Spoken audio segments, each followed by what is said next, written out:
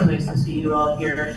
How we'd like to sort of start this off to make sure that we're hitting everything, and we have, who's from a support staff position here, sir? None of the support, just you? Okay. Two, I'm sorry, two, oh, you as well. Okay, so what we'd like to do tonight is, we'd like to start off with, we have responses and also counter proposals where we felt that there were counter proposals. We'd like to start off with discussing the support staff proposal. Everybody? And start off with that, and then I think it does say the iPhone is now connected. Is that, you identify yourself, iPhone? So we know whether you're a member of the public or board member or teacher, iPhone.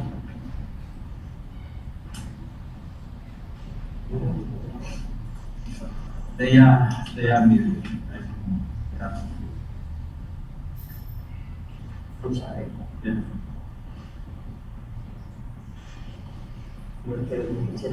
Yeah, I typically we remove them if they don't. Is any, do you know if anybody's not here that should be? The iPhone, if you can hear me, I'm going to ask you to identify yourself, or I'm going to remove you from the meeting.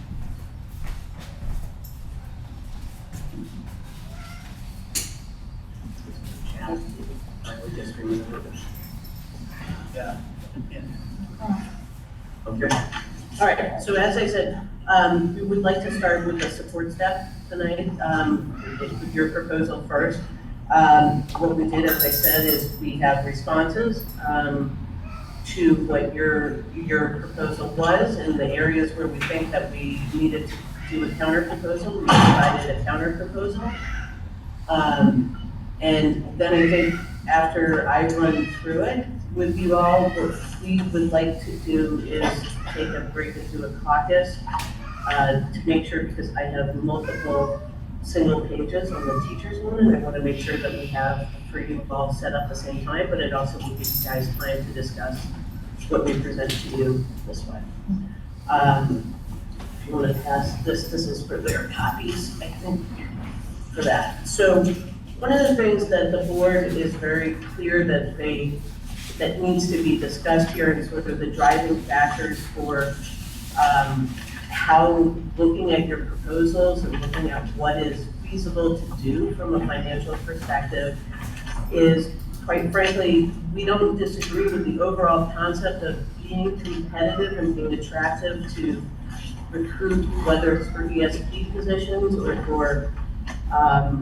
for licensed teacher positions, that something has to be done with the salary scale, right?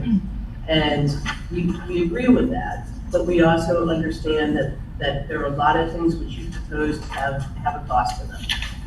And where we can quickly give you what the cost is, and why our focus is predominantly on doing,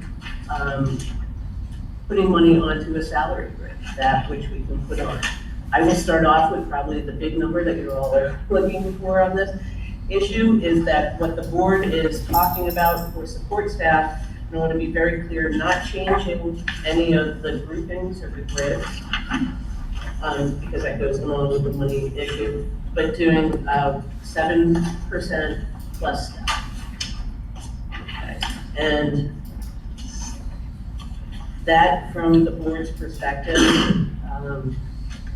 is not an insignificant salary proposal. We're not playing the game of starting off at 1%. I was trying to explain last time, not starting off at 1% and doing, let's get up to 3.5%, let's play that game. We're not playing with that. We are giving you what the board sees as their best number out the gate.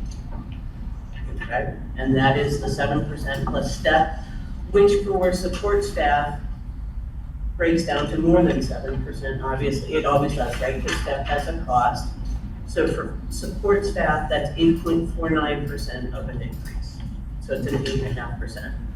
But I'm gonna say 8.49 to be very specific and fair about it, okay? So you will see in our response to your proposal, which I just gave you, with 1.8 and 1.9, we're not agreeing to 1.8. 1.9, that already exists, and we've provided, that already is covered, what you're seeking in that is already covered in the current contract, and that's in 11.7, the provision 11.7 in your current contract. So we're not agreeing to your proposal of 1.9. 2.1 is also a new proposal for you. I will point this out, your 2.1A actually is a statement that contradicts itself. You're saying that the board can retain, that you recognize the board retains the right to alter start and end times, and then you say that the board has to then bargain any changes about that with the association.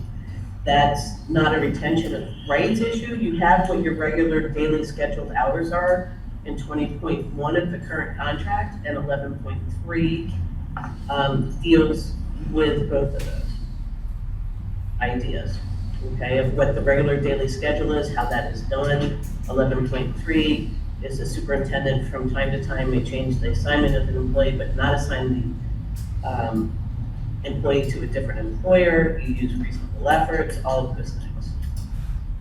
Your 15.10, the board does not agree with. The board doesn't see a need to do that. Any issue about a quarantine order would be something which came out of the health department and which would be covered by an individual taking their sick leave. 15.5, proposal in exchange for the modifications to 15.5, in exchange for the modifications to Article 15.5 as we outlined below, the board agrees to grant 10 days, 2 weeks of paid leave to all employees who qualify for leave under 16.4 as currently written. The 10 days of leave that we're referring to there are maternity, paternity/adoption leave. And that is outside of the sick pay. Our proposal, however, for providing the maternity, the paternity, or the leave for adoption of a child is connected to making the modifications to 15.5 as we proposed, which is that employees will voluntarily choose to contribute 1 sick leave day each year to a sick leave bank. If they don't contribute, they don't get to access the sick bank. So it's a voluntary sick bank. The sick bank contribution would be at the beginning of the school year. It would not provide for it. Then in December, I got sick and I said, but let me go give you a day so I can access the sick bank. You make the election at the beginning of the year. You make the election when we hire you for that year as well. So if we hire you in December, the new employee makes the election of whether or not they want to participate in the sick bank. And so it becomes a voluntary sick bank. And what we're going to be doing is leaving in the limitation for accessing the sick bank for illness, injury, or disability, but we are removing the administrators from being on the committee of the sick bank. But it is still a limited issue of that you can only access it, as you currently can only access it for illness, injury, or disability. The sick leave bank procedures and forms are also subject to the collective bargaining process, is what we are trying to also to put out there as part of our proposal. But we bifurcated out the issue that we went to an arbitration on, which the association did not win the arbitration on, the maternity, paternity, adoption question of being able to access the sick bank for maternity, paternity, or adoption leave. And so what we're saying is a new benefit for those individuals who, male, female, however you identify, correct. So we're covered in that for male, maternity, paternity, and also for adoption that we will do 10 paid days, which is separate from your sick leave, and it is not accessing the sick bank. Okay? The intent of the proposal is to accomplish a couple of things. One is to provide equitable and guaranteed paid leave to any employee who qualifies for maternity, paternity, or adoption leave, right? So male, female, however you identify. It's to have parity with the teacher's proposal that we also are putting out. And to make the sick leave bank participation voluntary to align with the collective bargaining agreements in surrounding districts, including Arlington. And also to return the sick bank to a self-governing entity that needs, I would say, minimal intervention or oversight from the administration. We would be processing the paperwork as it comes in. If it is illness, injury, or disability, the sick bank committee will take a look at it. And also looking to make sure, I would suspect that HR would be looking to make sure that the individual had voluntarily asked to be part of, and have given up at the beginning of the year sick bank. 18.4, here, the stipend of $4,000. There are a lot of reasons why I can, in lieu of health insurance, there are a lot of reasons I would list out to you. One is that health insurance is bargained for on the state level. The statewide health insurance does not provide for cash in lieu of it. The other one is that we currently have a lot of people who don't access the health insurance in both the bargaining units. Specifically, a higher number don't access in the ESP because either they have access for from some other place. There's only a cost that is associated from the board's perspective. It's not removing when there are 99 people in the support staff bargaining unit who currently don't access health insurance. It's not a cost saver for the board to pay $4,000. I also, they're finding a comp that is $4,000. I think it would be slightly hard to find it, but the overall reason that the state board health insurance is in fact, as I said, by virtue of lobbying by your statewide organization, is done statewide. And so that's an issue that should be bargained for on the statewide level. And it creates problems for us to move off of that. 16.3 was the bereavement leave and and getting bereavement leave for that. For A and B, what you proposed in the event of the death, if you put in if one is held and then you modified in B, instead of consecutive calendar days to doing work days, and if the funeral is held, we agree with that change, those two changes. And that aligns with the teacher's contract as well. For C, we appreciate you having the idea of having other individuals designated who would be signing that. At this point, the way it is managed in the process that it's managed going through the superintendent's office is a process that the board wishes to keep. The board finds that that is right now the process that works best for us in doing that. 8.6, we can talk about at length if we need to, but the board, about the rationale why. Your proposal has many problems for the board, some of them being that there are statutorily decisions that are provided, the authority is provided not even to the superintendent, it's solely provided to the board. Under the IDEA, there are provisions that are done through the IEP process. The board is not going to, in a contract, define a legal term such as assault differently than how assault is defined legally, and is not going to utilize language such as assault. The board is aware that, at least with, I believe, with ESP and not with both, that there are ongoing meetings between the association and with the superintendent's office, discussing various things which happen on campus, and the board believes that that's the best approach to bring through. If there's anything about bringing in more staff, if there's an issue about students that need to be brought to the principals, to bring it to the principals as well.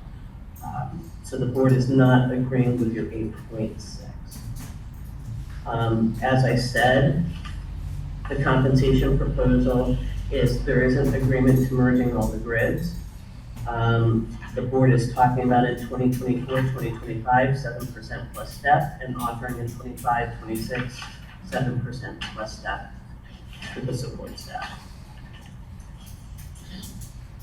I don't know if there quickly are any questions about it. One of the things I can point out to you is that we realized that the 7% plus steps, so the 8.49% is less than what your proposal was. Your proposal, when we did just on the salary proposal, was at 27.73% in the general terms.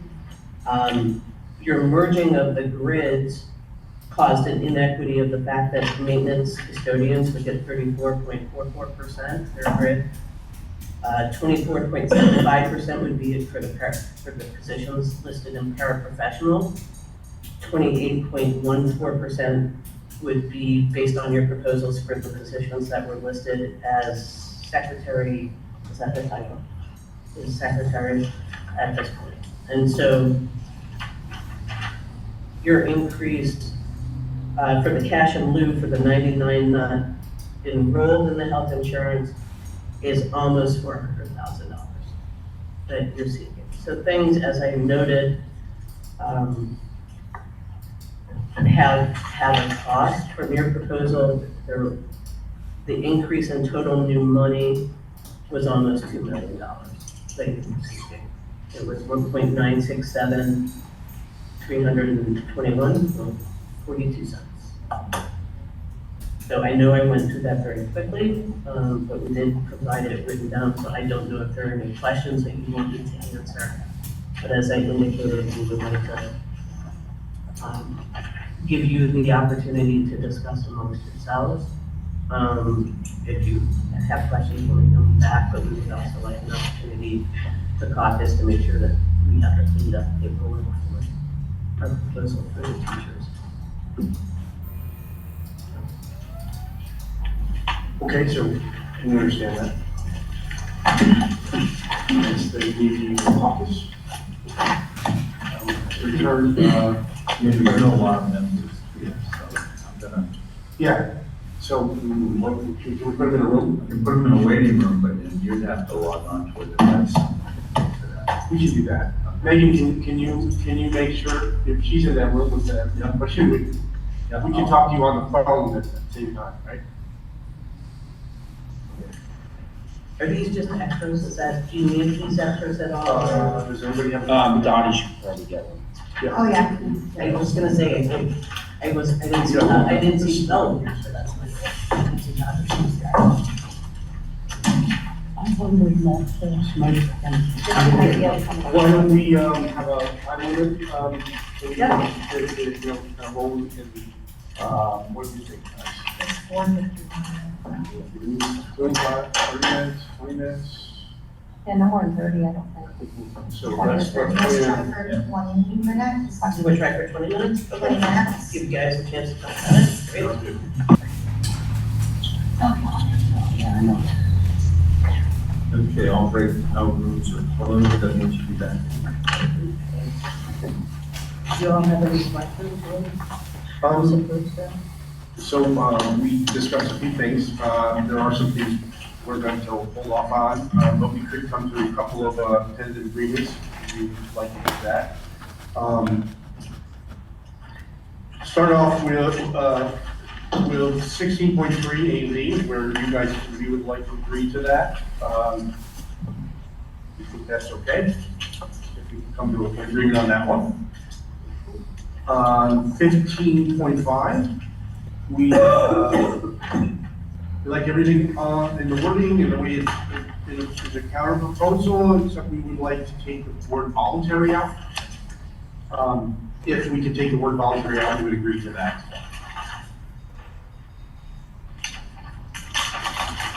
You will have to talk about that.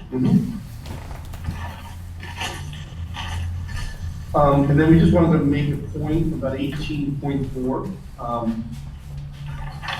that we believe that, that 18.4, right? Which is about there was no agreement. We just want to make a statement and that the reason that 49% of our ESPs don't take our insurance is that they can't afford to.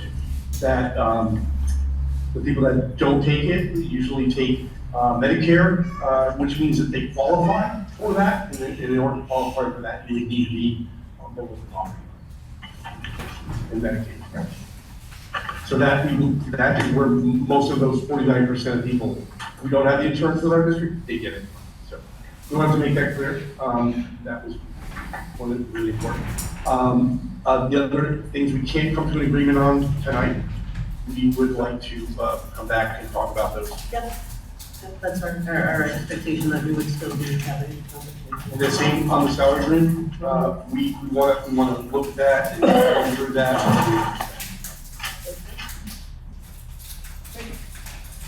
So I want to make sure I have it right.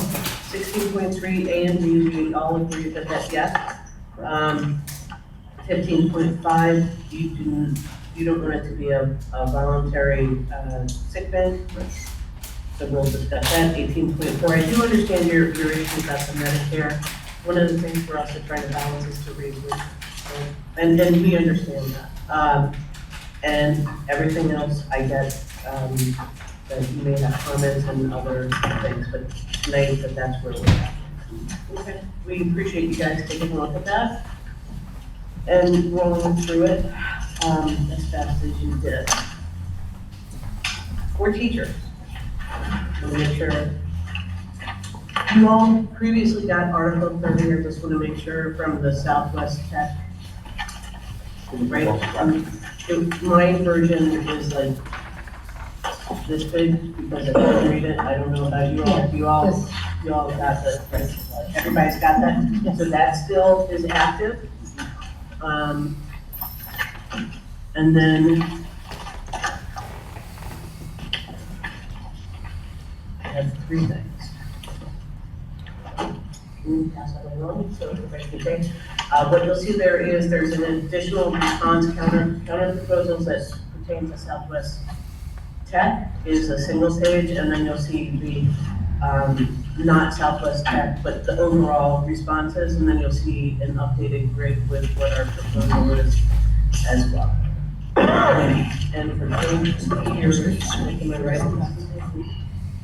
Second year, for teachers, did you do more than two, same percentage both teachers? So one of the things, I'm sorry, there's a lot of paperwork here. We all went digital. Yeah, that's labor negotiations. We all do digital. Okay.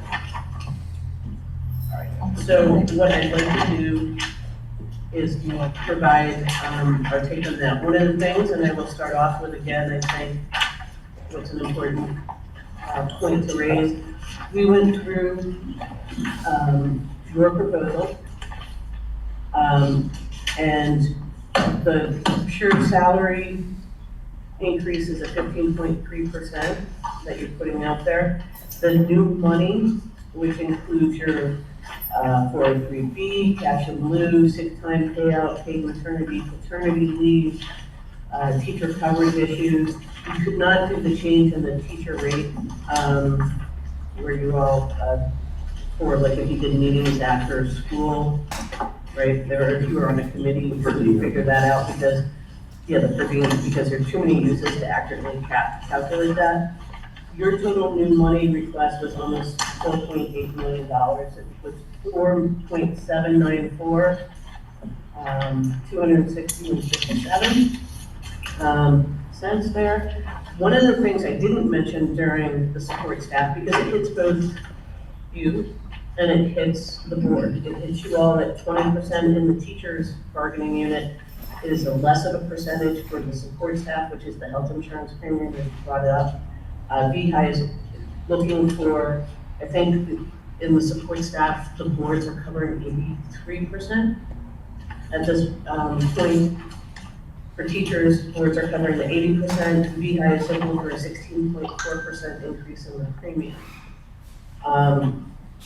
And so we just wanted to sort of put that out there. That's something we can't control, that's something you don't control as a local association. By any stretch of the imagination, we understand that. So that's something, while we factored in things like, as I said, the 403B, the cash in lieu, we actually, quite honestly, to a large degree, focused in on what the cost was from your proposal and not because we don't have a final cost from the BHI of the health insurance. We know it's going to go up, the premium share.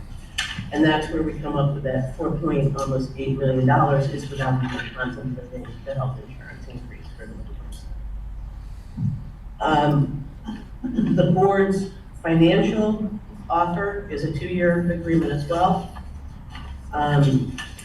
What you see before you in the two versions of the Appendix A, one for 2024, 2025, one for 2025, 2026, represents for each year a 7% increase.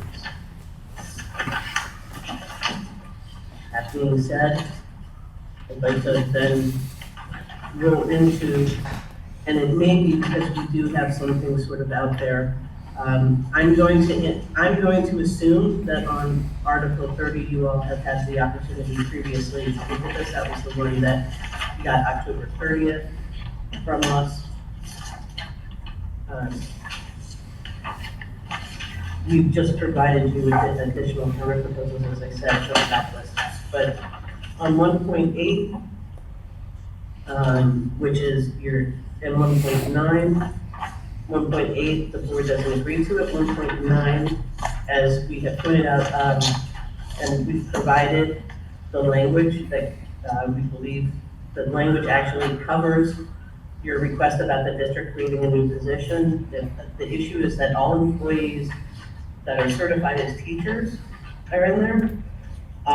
Those who are not administrators, people who are certified by the Vermont State Board of Education as guidance counselors, librarians, school nurses, that there is already defining language regarding who is in the bargaining unit.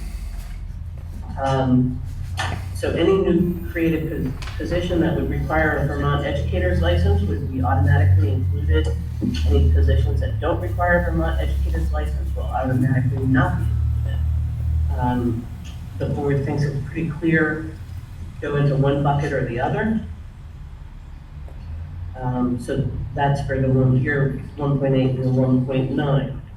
10.1, there are two things that you proposed. One was the addition of the language, the employee retains active employee status while utilizing any paid time off.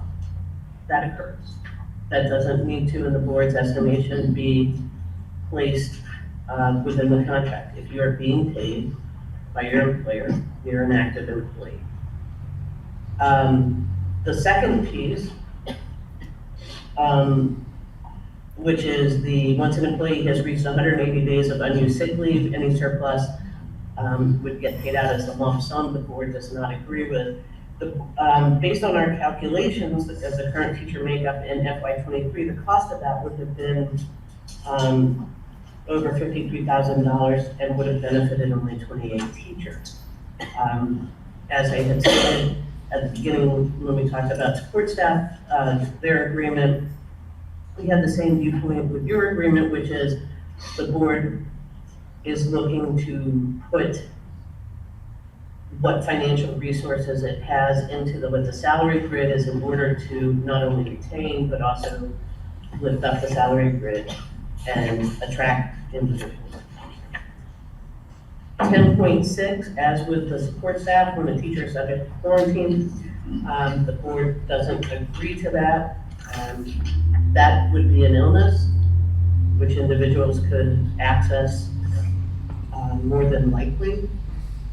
And I say more than likely only because I say it in 2 months, something weird is gonna happen and somebody's gonna wanna trigger it, and I'm gonna say, wait a minute, there's a problem, but more than likely that would be covered under, if they didn't have sick leave under the sick bank, under the rules, to be able to ask for it.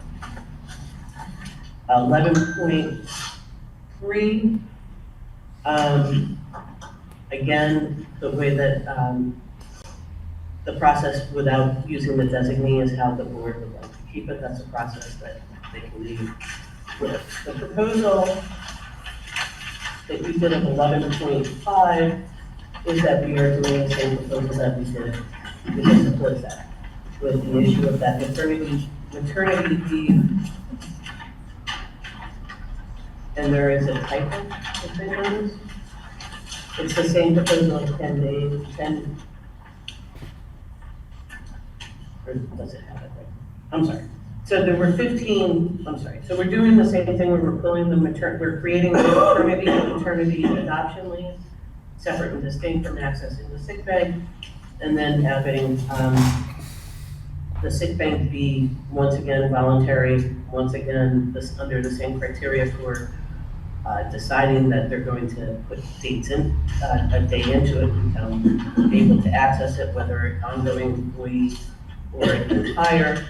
And also the sick leave bank committee is usage of the sick leave bank reverts back to how it had always been done in the last, but for the last couple of years, where it was limited to illness, continuing illness, injury, or disability, as the language in currently 10.5 exists. Again, we wanted to do equity between the two bargaining units, and the issue of voluntary participation. We've heard about Arlington, which being in the same SU, having some parity with Arlington's agreement. Arlington's sick bank is a voluntary. 11.6.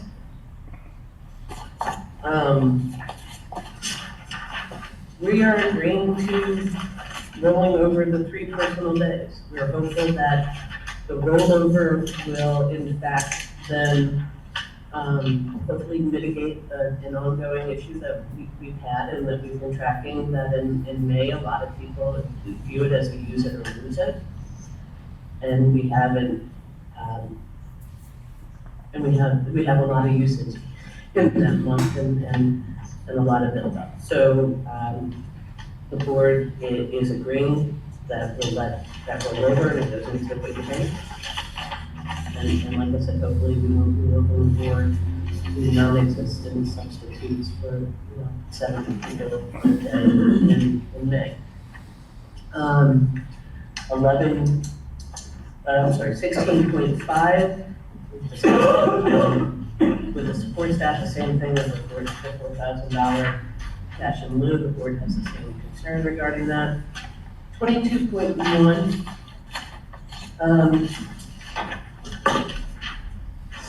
If a teacher has an injury that's sustained, or if they, for some reason, would, due to their work, contract a disease, that's an issue with the workman's comp insurer. And the board's take is that for disease contracted under that is something which is part of the coverage that all school districts have for workers' comp. And that is a decision of the workers' comp outside of, we don't control the decision-making in workers' comp. That is an outside insurance company that makes those decisions, and they tell us what the decision is. So in 22.1, we don't have an agreement on that. Your proposal of 15.1, the board is agreeing as opposed to what this is. The board factored into its overall salary proposal. 21.2, the board agrees to prepay for courses for those teachers on the first three steps of the salary grid in exchange for a promissory note signed by the employee, not limiting it to, you all had limited to Vermont State University, Southern New Hampshire University, or the Vermont Higher Ed Collaborative.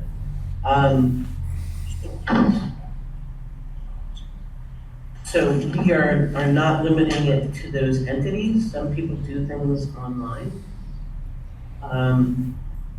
But we are limiting it to the teachers who are our newest teachers in the first three steps of the salary grid. 21.2,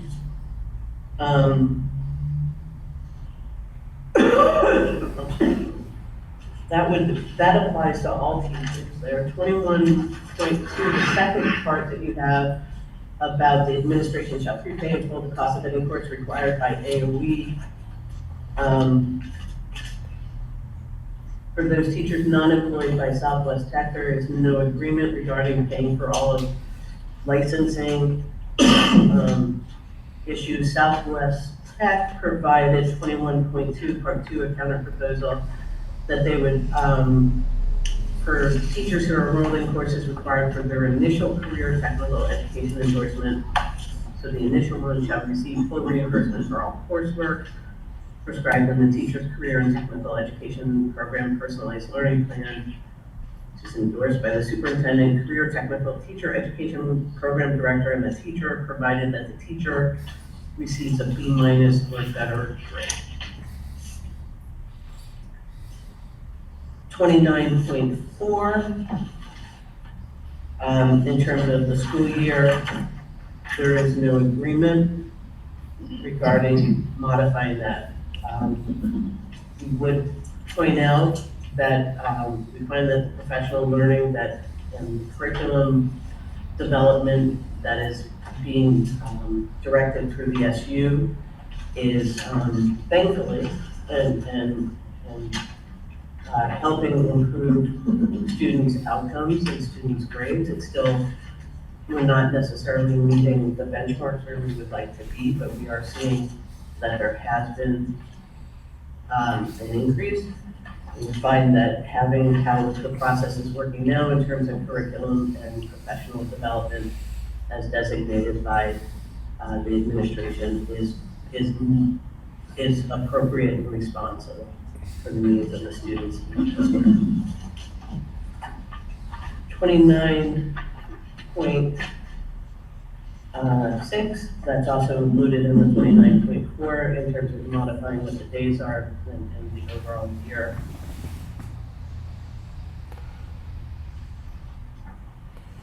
.23,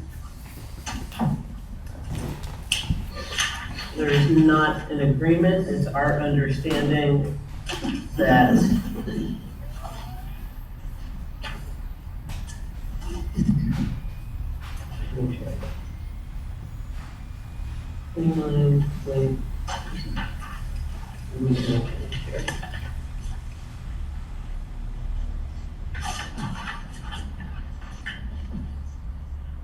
that teachers currently are provided their correct time of provisions of the contract. The board does not believe that having any other clarification about what can or cannot occur during prep time, that seems to be redundant. And there is also within the context of your contract already provisions to compensate teachers should they be required to forego their prep time. And so there's no agreement for that. 29.24, the board is not in agreement with that. In terms of there is where we do have coverage rates where people are paid for coverage on that, and due to the problems in terms of with absences and with inability to get substitutes, the board doesn't believe at this point that 29.24 is feasible for us to agree to. So there's no 29.26. through 29.32. We thought that it would be important to demonstrate, to provide you some numbers so you can see that. We have a counter proposal. Your proposal would represent almost a 48% increase for the cost of coverage, which would be an increased cost of $55,869 if you use FY23. And that's already sitting at 113. Now, I'm giving you that, and I have not given you, there's also an increased cost, and I can find it and I will give it to you for Southwest Tech, for the tech center as well. But our counter proposal, as you can see, is we're for 29.26 or 29.32. We're talking about increasing the rates at 12.5%, and 12%, and 13.3%. For the appendix B, we're talking about doing a 5.2% increase to $40. 29.21.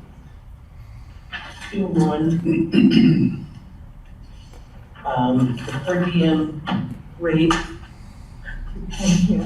Okay.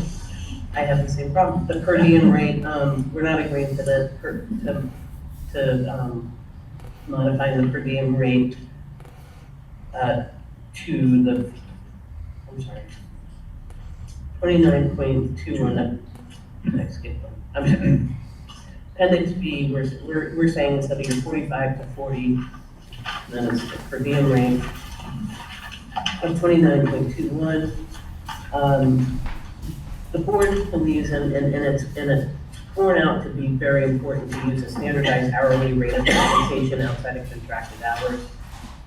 We're looking to pay teachers on an equitable basis, and so paying the same, whether you're a BA second step or an MA plus 15. We believe that doing it with a standardized hourly rate is more equitable. The work that we're talking about that gets the compensation under 29.21 is not something which, in the board's estimation, should be based upon your step placement. If we use the per diem rate to calculate the compensation outside of your contracted hours, it doesn't benefit all of you equally. Clearly, at the proposed rate of $40 an hour, only teachers making more, I'm sorry, anybody making less than 56,250 under would receive a lower hourly rate, and I can provide the math. But there is a disparity here that the cutoff line is at 56,250. 29.31A. It's covered by existing contract language. The issue is that, and quite frankly, is that the 60 minutes is based upon what your class schedule is now, right? You get per whatever your class schedule is now. So if you go back, if the schedule is going to go back to something which is going to have varying times, that could create a problem. The way the language is currently now, it reflects what your class schedule is. So if your block is 60 minutes, you practice 60 minutes. If the block is, God forbid, a 90-minute block, we present 90-minute blocks, you're going to get a 90-minute under your contract.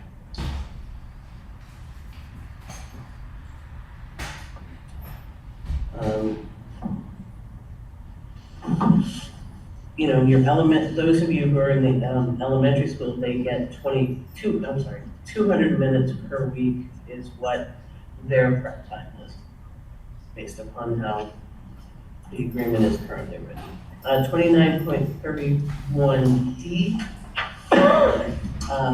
our understanding is that the high school administration is making efforts to reduce the number of preps as a best practice. We cannot guarantee this.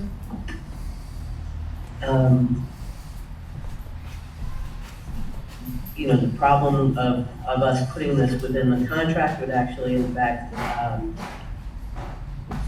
lower the ability for us to provide electives, and it would also modify the ability to have variety in instruction for teachers. So we're not going to be agreeing with that.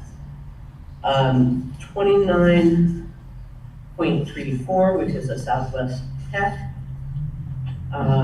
provision. Southwest Tech has proposed that teachers teaching approved fast forward dual enrollment college classes will receive a stipend once per work year for 37.5 hours, 5 days pay, using the base salary BA step 1 per diem rate of the teacher's salary schedule for fully completing the service. Payment will be made as a lump sum on the last pay date of the work year. And so that's their. So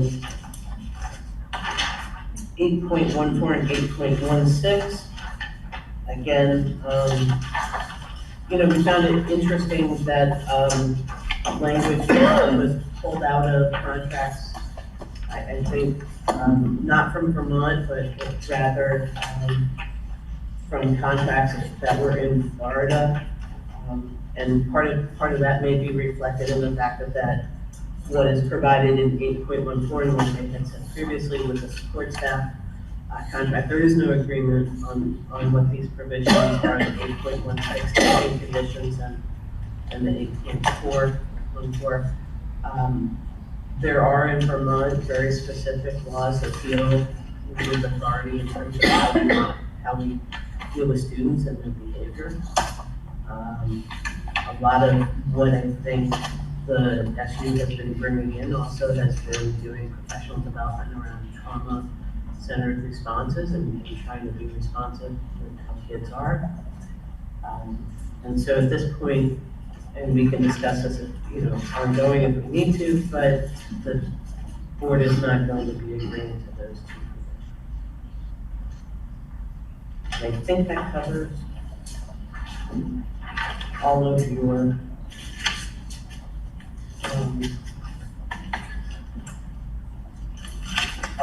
proposals.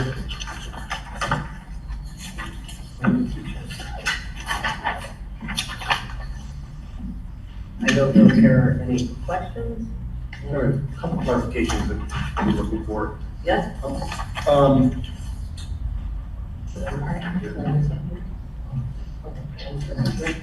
So first, on the salary grid, the question was, is it 7% base plus step, or is it inclusive of the step? I did not provide that for you, thank you. So it is 7% plus step, the same way that we did the ESPs. So what it works out is an 8.3% increase in the first year. I didn't do the math to figure out the increase in the second.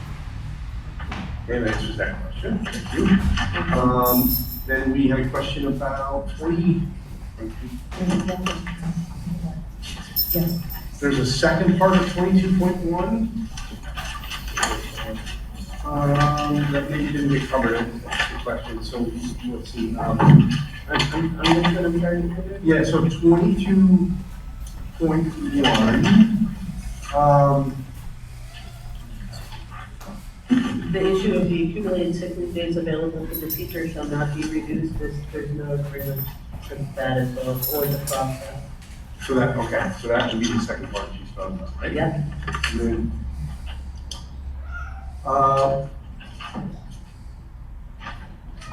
the question is, would you guys agree to, you do agree though that members of school director committees will be compensated, right? Agree that?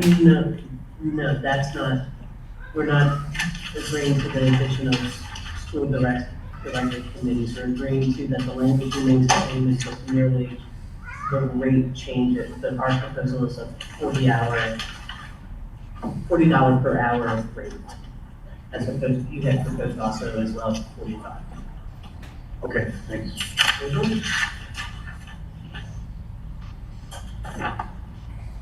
Yeah, and part of that, I'm sorry, 29.21, and part of that, I also want to point out, it doesn't hit a lot of them, but, and I'm not sure how many I can find out, but a lot of times when we talk about school director committees, it's through a grant, and the grant determines what is permissible, and they want a standardized rate. I could be wrong about that, but I thought that was explained to me at one point. Like, we have to provide to them, I think, when we turn in the grant. In other words, like, we have to say we pay a standardized rate. Can we get another clarification on 21, was it? No, two, about the compensation. Is there no limit on the amount you prepay? Good question, I'm not sure that we discussed it. Right. No, it's the same language in the contract, so the end rate, the 6 credit hour, yeah, Per year, not per 6 weeks. just prepaid as opposed to. So that doesn't change anything. Right, I'm sorry, yeah, because you hadn't changed what the maximum of 6 semester hours per fiscal year. Your proposal was after. Yeah, this is just, No, that's good. thank you.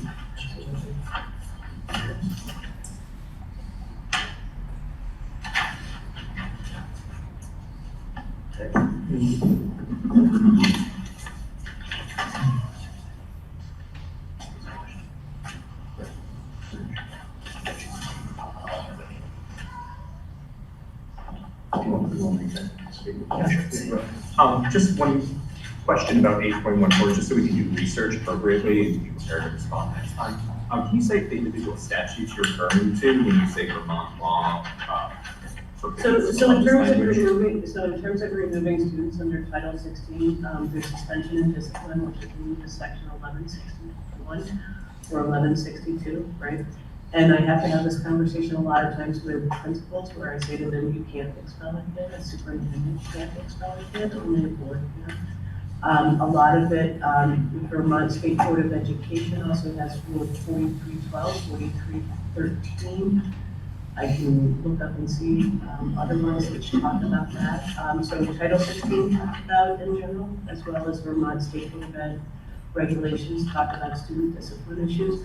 A lot of the focus of what you're talking about, and I can get you a deeper sort of dive into it, and I think it's a long discussion about this, is the IDEA in section 504 have implications as well in this. The issue, I'm sorry, and there is that's true, and there is actually the Vermont legislature, I'm gonna be very open, Vermont legislature just changed, not this year, perhaps the year before, under 8 can't be suspended or expelled unless it meets a very high level of imminent harm.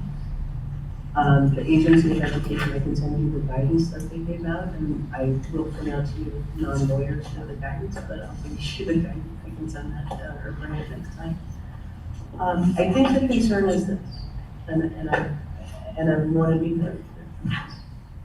The board understands that the dynamic in the population of kids has probably changed over the last 10 years. They've heard, right? We've had conversations with the ESP bargaining unit ongoing about it.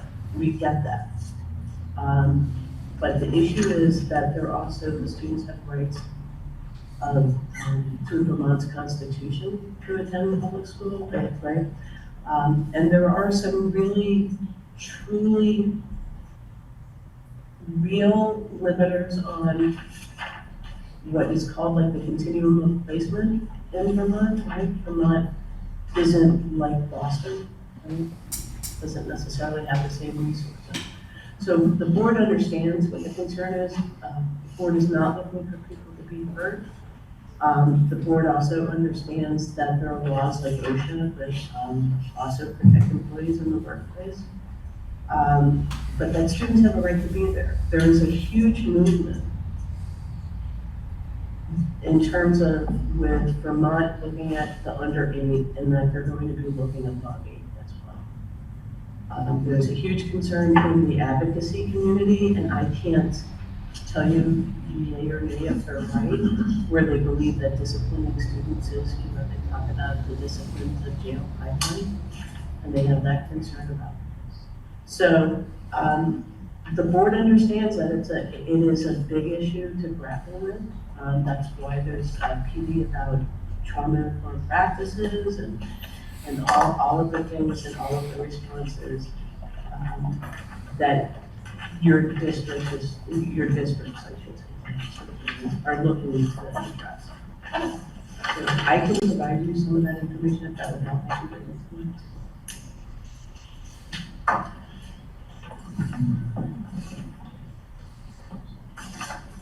I'm sorry, what?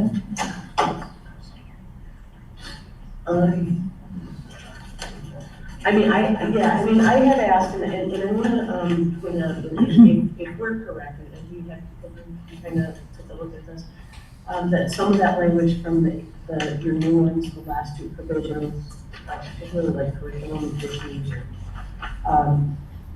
we thought came from a contract in Florida as opposed to, a Vermont contract. You will not find the language you're proposing in any Vermont contract. It's, I don't know if you all want me to. I think it's a little discouraging perhaps for the board. We had a very quick conversation, a little discouraging of all states, if we are correct, of looking at Florida and how their interactions with their educators. It is not how we feel that the boards in Vermont look at their educators or in terms of how they support education. A lot of the provisions that come out of Florida contracts are because, quite frankly, you have a political climate that's very different. We can't say they don't want, teachers want to be able to say, ask kids at the beginning of the school year, which I think most of you do, what are the preferred pronouns, right? And to be respectful of kids. And so, we would hope that what we were looking at is specific to concerns and issues that exist here also. Just as a response, we are also extremely interested in Florida, and perhaps this was pulled because this language was available to teachers in Florida, that certain protections that they have in a state that is not particularly, let's say, amenable to teacher protections, that these provisions were in their contracts. The fact that they were granted these rights, that they have the rights, in that state, perhaps makes it more important that we have it here, because it's not currently protections that we have in our contract. So we agree with your sentiment that Florida is perhaps not the state for, let's say, flexibility, but the fact that there are districts there that do provide this shows how important it is, because they have it in Florida and we don't have it here in Vermont. So if it's something that's unstated, perhaps it does need this. I think the board will consider that. I think what I would say also is, because something is not in a contract doesn't mean that the right doesn't exist. And so the way that contracts are dealt with are through, the mechanism of we have a grievance procedure, right? Jim cannot act arbitrary or capricious. The board can't act arbitrary. And you always have a right, if you feel that there's been a violation of your contract, to have that. There are things that overall, Jim can't, and the board can't look at, how do I want to say it? They can, I shouldn't say this. Yes, a board could look at somebody and say, you don't fit a criteria that we think is okay, and it could be for a legal reason, the board can get sued, right? There are ways that don't have to always be within the contract.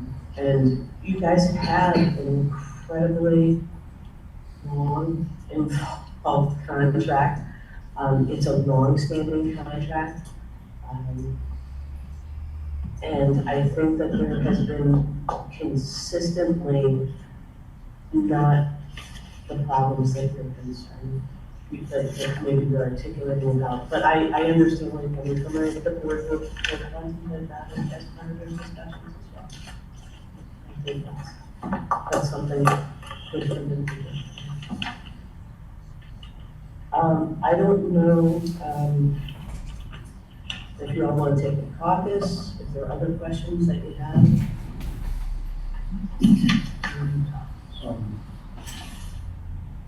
We do realize we don't have another date on the calendar. Okay. Really think we need to get that on the calendar. I'm not gonna get called on tonight. Right, no. So that would be the first thing we'd like to do, if we can do that. Then perhaps I think we should caucus. And it's, if we work good for tonight, and come up back with, counter proposals or agreements, we'll definitely need some time to review as well. So, and thank you for providing those, lists and clarifications, and I think we're going to be okay. So let's talk about a date.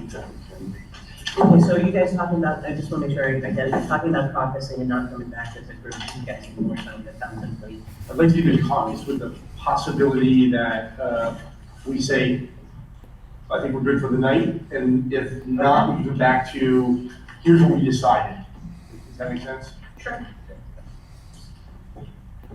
But we should get a date, so if you all can get your calendar. My understanding was Monday was a preference, is that? Yeah. Yes. Okay.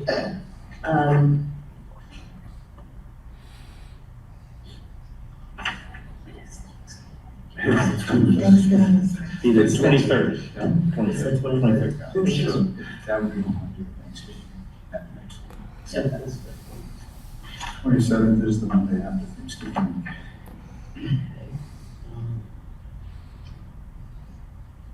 I probably should figure out if I'm working Thanksgiving.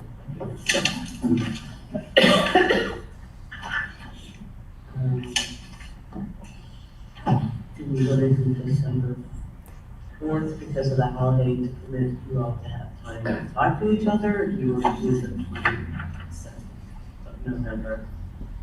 I can't do the 4th, I've got my winter concert. So, but you guys can need the 4th. Do you want to do Or the 27th? The 27th? 27th, I Yeah, I think. think the 27th would be good. What about you guys, 27th? Okay. Next. 27th? Stephanie, the 27th? That works for me, thanks.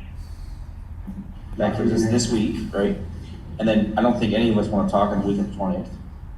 No offense. No. So that means we have this week to go over all of this and on the 22nd. I don't think that's enough time. So I think either we need, if we're on the 4th, that's not good, then we need to push it to the 11th. Or decide on a different day. Because that would give us the week, 2 full weeks to really look at this and go over it, et cetera. We can fix that. I'm good with the Do 4th. you guys, how about this, do you guys want to in your caucus talk about it and come back with Maybe we those should. dates? Yeah. That way you guys can hear Yeah. whatever your concerns are, we can. Yeah, that's what I'm sorry. No.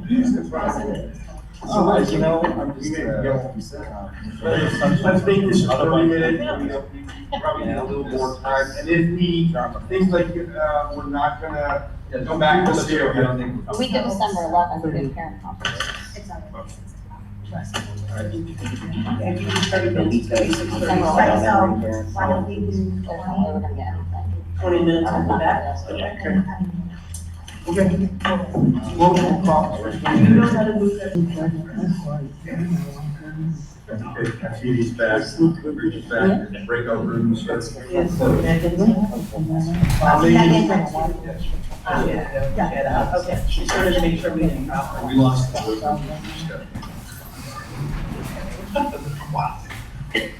All right, make this really, so, we would like to, also.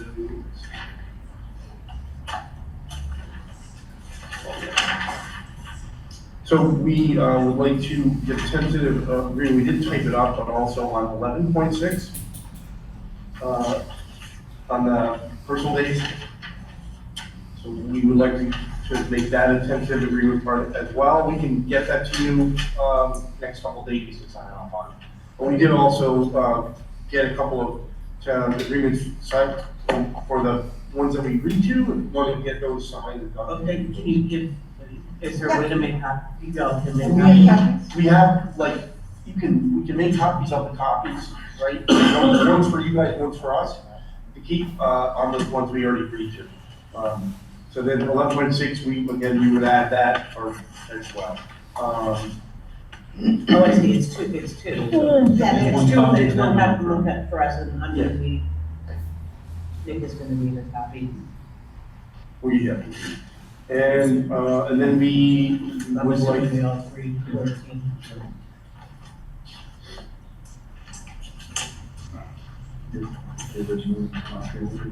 Anyways.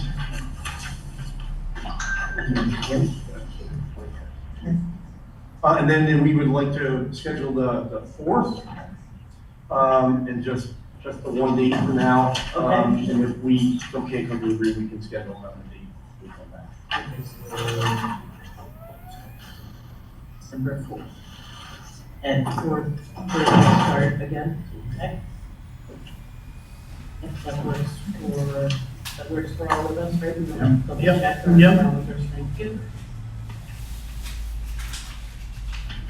And we are thankful of the proposals. We would like to look at them carefully, and when we come back, we would like to do some other things that, either counter or that we can agree on. Sounds great. Okay? So I will not, something that's worked down here in the district, I will not see you all prior to the next week, right? So have a very nice Thanksgiving. You Look too. forward to also Yeah, have a you very too. nice Thanksgiving. Thank you. Great.